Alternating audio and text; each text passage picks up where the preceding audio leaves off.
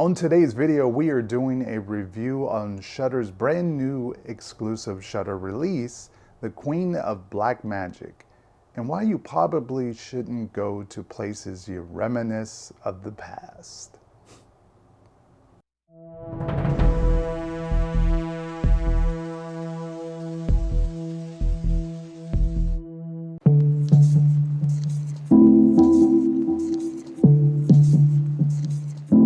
Yeah, so this is brand new streaming on Shudder. If you have Shudder, I'm just gonna tell you right now, it's worth the watch. But why is it worth the watch? Stick around, we'll dive deep into that. So this is a Indonesian? This is not wrong, but excuse me. This is a horror movie, and I've never once, I don't think ever saw an Indonesian horror movie before. So if this is kind of the start, I hope they can only go even better from here. So the story of the Queen of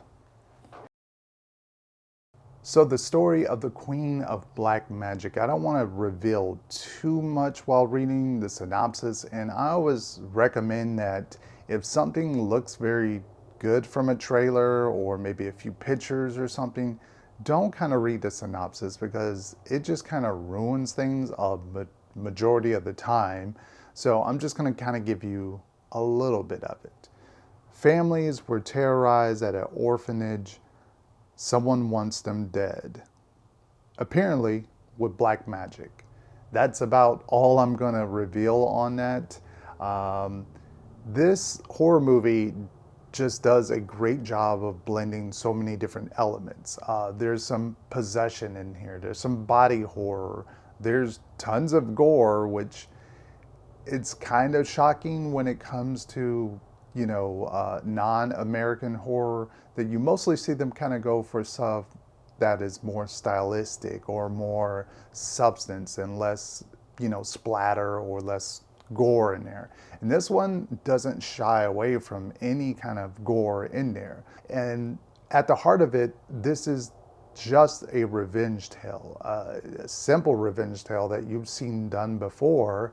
But I like that they introduce all those different kind of elements in there. And the black magic kind of just elevates the revenge simple storyline to another level. All the acting in here is done very, very well. There's not anybody that kind of stuck out to be kind of poor acting. Maybe like the old man that they go to visit, who's sort of like the father of the orphanage. His acting is, not really good, but then he's just playing kind of this sick, bedridden kind of older victim. That's pretty much it. And while it is a Indonesian film, it does have subtitles you are going to have to read. So if that is a huge problem or a huge knock for you, I'm going to recommend that you still kind of give it a watch for the horror at least, and you can kind of briefly follow along.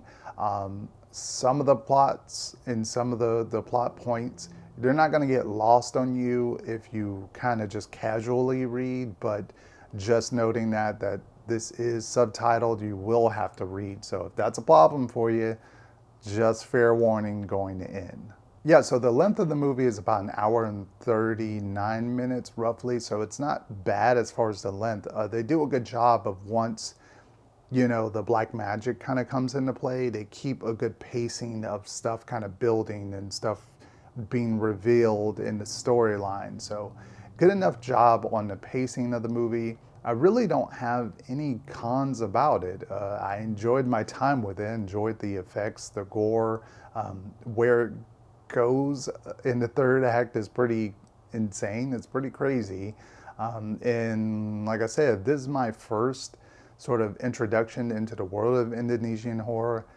I can't wait to see more of this. And if you didn't already know, this is an actual remake of an 80s movie, I believe. It's from the same title, Queen of Black Magic. And they kind of do a cool homage at the end of this movie. If you stick around, they kind of do like a photo montage of the original. Kind of cool. I'm not quite sure what's the difference because I've never even watched the original. So I'll be glad to kind of go back and try to search it, watch it, and see what's the differences in the storyline and how obviously it's from the 80s, so it's gonna not be as good looking as this one was.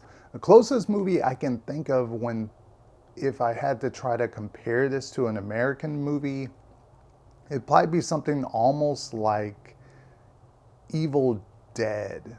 Like, sort of not the comedic parts of Evil Dead, but like the serious demon possession type stuff and some of the gore going on and some of the trickery where it's like, you know, characters are visualizing something, you know, that's happening to them, but it's not kind of happening. But in this movie, it kind of is happening. So they kind of do that overstep, which I like to see. I don't like when movies do the fake out, or it's all in their mind, or it was all just them kind of just going a little crazy or something like that. No, the stuff in here is actually happening. So that is my thoughts on the Queen of Black Magic, streaming right now on Shudder. If you got Shudder, it's really, really worth a watch. Comparison to some of the Shudder releases I've been seeing and rewatching, I'm glad this one got released. It's a good one in comparison to some of the awful ones that they've been putting out, or some of the subpar ones that have been showing up on their Shudder exclusives. So that is it for the video. Thank you guys. If you liked the video, please give it a thumbs up. Leave a comment if you saw this movie, or if you do have Shudder and you watched it or you're going to watch it. Let me know down in the comment section, and I will see you guys on another video very, very soon.